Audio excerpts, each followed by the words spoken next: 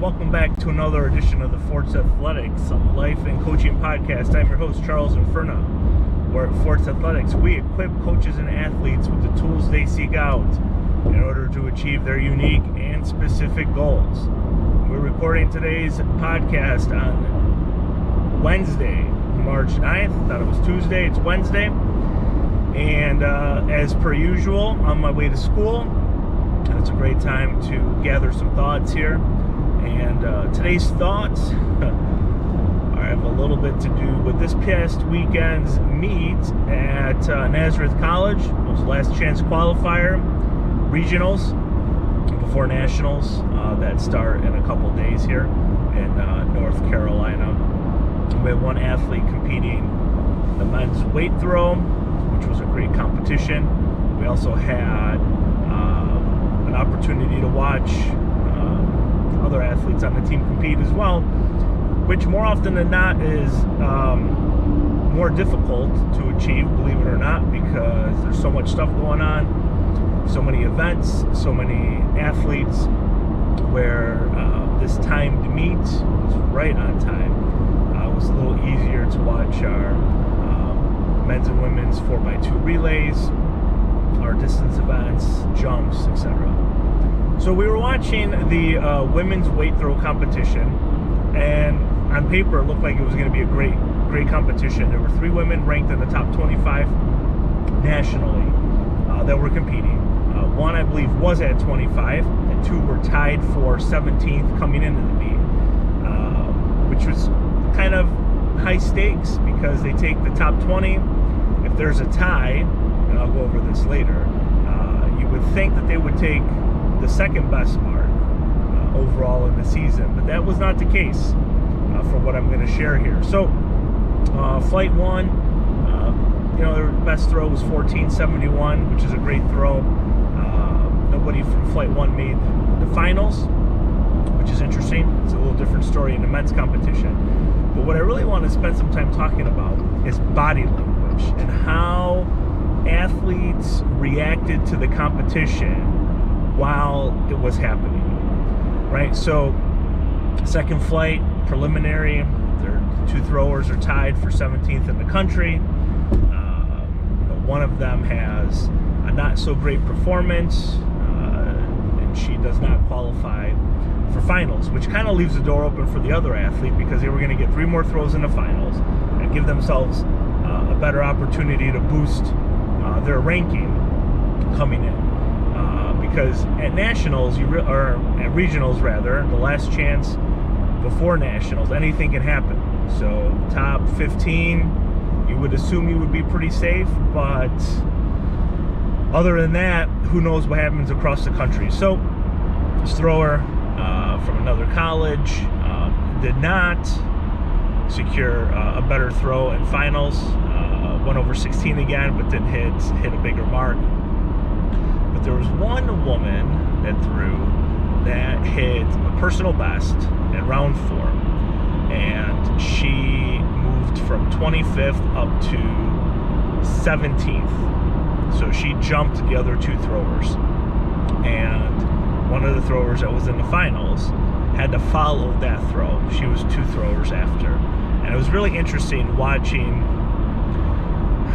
I don't want to say it wasn't really a collapse because she wasn't seated first to begin with, but watching how the dichotomy changed. So she watched this thrower go in, hit a personal best, bump up, leapfrog her nationally, and you could just see her body language change. Head down, slumped shoulders. You could almost see, I want to say tears in her eyes, but it was pretty close with 2 throws left. And I was talking to my thrower, my athlete, and I said, what do you think is going to happen here in round 5? I was like, I don't know. It looks pretty good. And it was a lower throw, so it was like in the 15s, which really didn't move her up that much. The woman who hit the personal best, she jumped up again. Another big throw, wasn't a personal best, but over that 16.70 mark. So she was really hanging on to that top 20 position.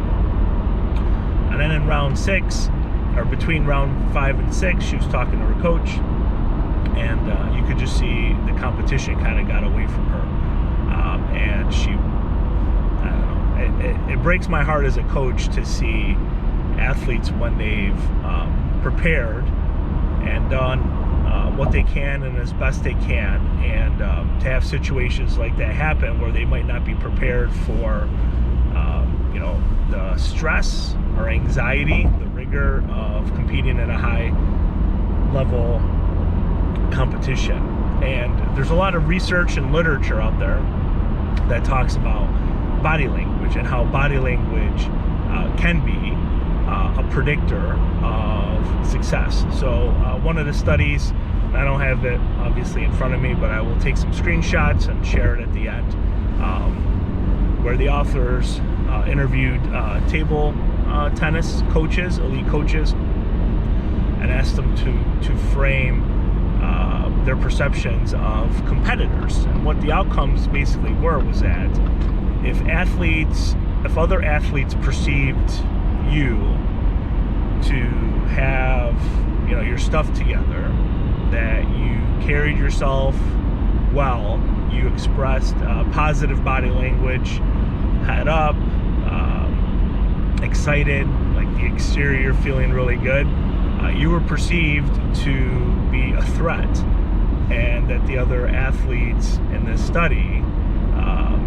predicted that you would compete better than others who didn't have just as much body language or as positive body language. And it's really interesting because body language, part of it, from what they found in the Sports Psych article, has to do with confidence. How confident you feel in your abilities to perform in that particular instance, in that particular moment.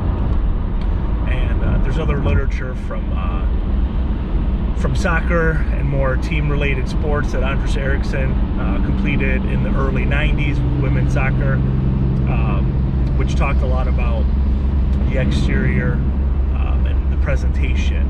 And I joke with my athletes that you can't win a meet in warm-ups, but you can win a meet in warm-ups if you project yourself out, your exterior, if you have your head up, smiling, seem jovial, like you're excited to be there, you look the part,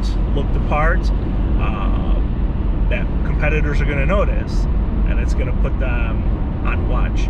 Now, it sounds silly because these authors from the table tennis study and other studies kind of put the kibosh to the anecdotal look good, feel good, type of scenario, kind of like Deion Sanders when he was drafted by the Atlanta Falcons, and kind of his pre-draft antics about how he carried himself and looking good and feeling good. And I think there's something to it. When I was at NAS, we had t-shirts made up that said, look good, feel good, throw good.